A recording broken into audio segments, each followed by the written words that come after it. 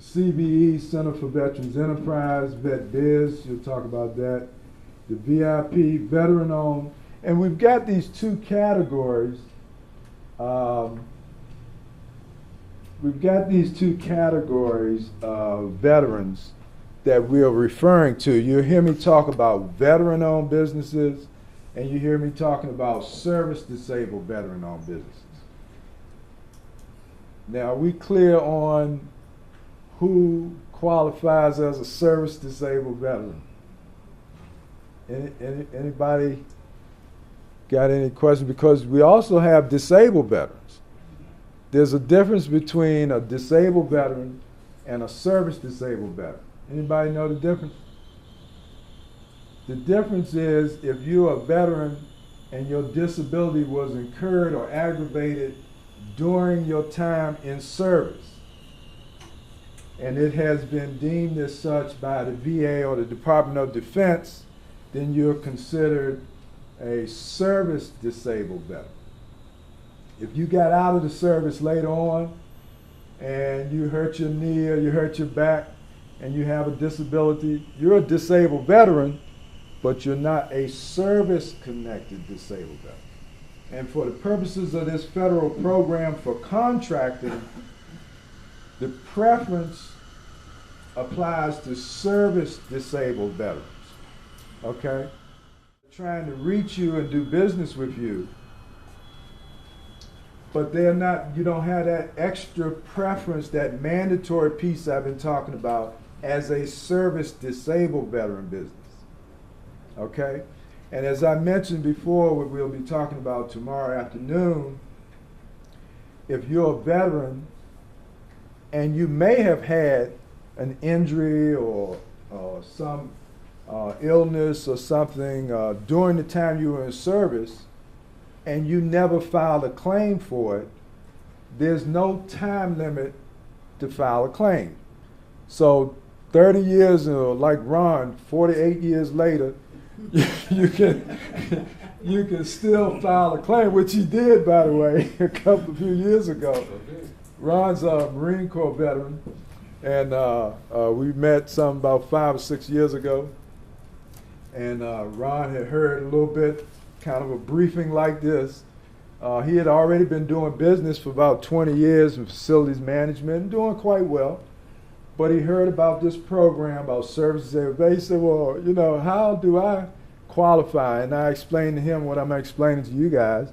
And he got with a claims rep from our organization, NAVVETS, who assisted him in filing a claim for an injury that he had incurred many years before while he was in service that still was bothering him somewhat today. Actually, I was a war hero, Joe, but we'll get to that later. Well, I'll let you explain that part. And anyway, so now he's a service disabled veteran business owner, as well as him already being a business owner, which he was doing anyway. So that's kind of how that works. And the majority owner of the company has to be the service disabled vet. So you can have some other partners, but the majority ownership has to be with the service disabled veteran. And if you're going to just be a veteran-owned business, then of course it has to be with the veteran. Right now, there's no official program to certify you as a veteran business owner or service disabled veteran business owner. You self-represent yourself to these federal agencies and large primes. But what has happened is, because in the VA, you do have to go through a verification certification process to do business with the VA. The other agencies kind of look at your record to see if you've been certified by the VA to kind of validate if you're really a veteran or service disabled veteran. But by law, you might not want to do business with the VA at all. And you still can represent yourself as a service disabled vet or veteran-owned business. Okay?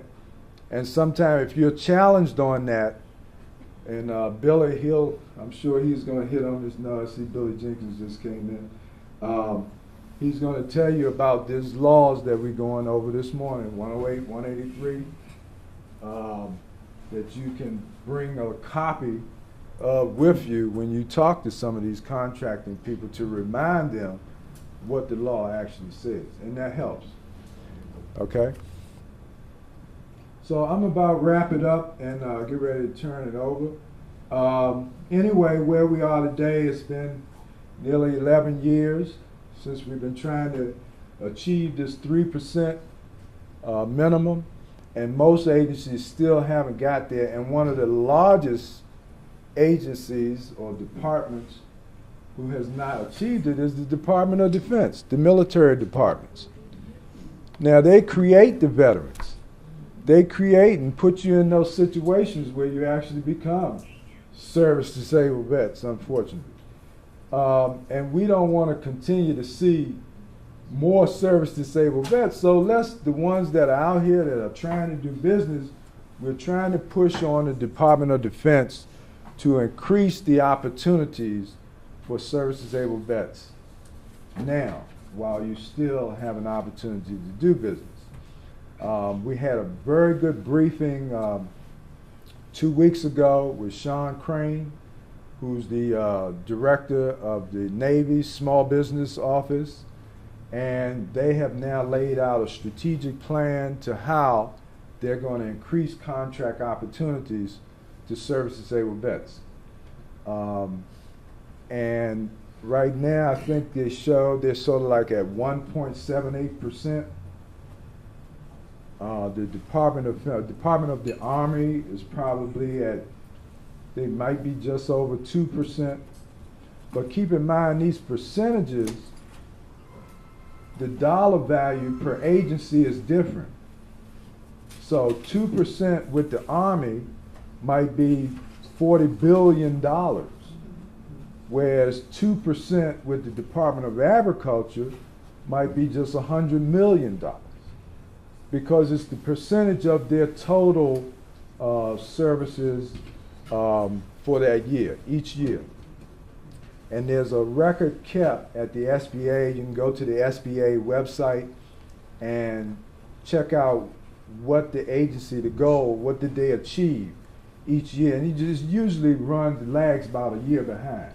So we're looking at 2009 and coming into 2010 numbers now. Okay. The other thing that we really wanted to get some mileage on, we've had a couple of shots at it, we didn't quite make it, was to get the large corporations to really start doing more business with veterans. And you're going to hear from Ron's presentation, a lot of corporations have what they call supply diversity programs, where they make a special effort to do business with women and minorities. That kind of was the buzzword for the past 10 years or so, maybe even 20 years. But a lot of these corporations have not officially recognized veterans as a part of that program. And it's beginning to, some are beginning to do it, and some are looking for some assistance, which we're going to try to begin to work with them. And we've got a few corporations here, and we'll talk about that today. Is this something I need to do? Okay. Partnering and joint ventures, just want to hit on that little piece right quick, is that you as a small business owner, once you've identified a contract opportunity,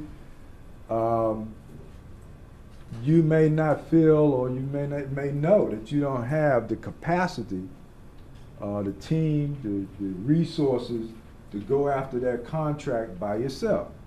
So we try to, provide information about how you can team and partner with other small businesses, and your team and partner doesn't always have to be another veteran. You can team and partner with some of these other groups, women-owned, hubs-owned, whatever, if that will strengthen your team and allow you to have what you need to go after that contract. And so we'll talk, more about the details of that a little later. But we want to increase the pool of capable and qualified service disabled vets. We need to grow them because we're tired of hearing the excuse from agencies and corporate prime saying, we can't find you. We can't find the service disabled vets. We can't find enough of them. Put it like that. And one of my responses is, if we've got 5 service disabled vet businesses right here, right now, that are capable and qualified to do the work, and you telling me you can't find enough, why don't you use the 5 that's here? Okay? These people are right here, right now, saying we're capable, we're ready, and we have the capacity to do more work. And the more work you get, it's going to allow you to grow and expand, so you'll get bigger and bigger. Anyway, we're going to keep pushing that message to those that need to hear it, because we want more veterans in this pipeline. Okay? Again, we're going to hear about the SBDC, Small Business Development Center, how they can assist you. We're going to have a representative here, hopefully from the PTAC, Procurement Technical Assistance Center. These are places that can assist and help you develop, the parts of your business that you need to do. Again, Billy will be here. SCORE, Service Corps Retired Executives, is a good resource. In some areas around the country, there are these VBOC things, Veteran Business Outreach Centers. They're sort of like small business development centers, but they were actually organized by the Office of Veterans Business Development. So, on the SBA website, you can see where they are located. Unfortunately, it's only there may be 14 in the country, and we are always trying to get more resources so we can create more. But in the meantime, there's an emphasis on the small business development centers to do more outreach with veterans. And so Patricia will be talking about that later.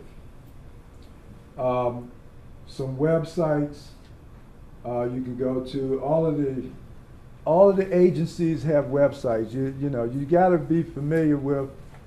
Don't be afraid to use the technology that's available to us. The internet is a wonderful tool, and what's even more wonderful, if you can't quite figure it out, you do this thing called Google.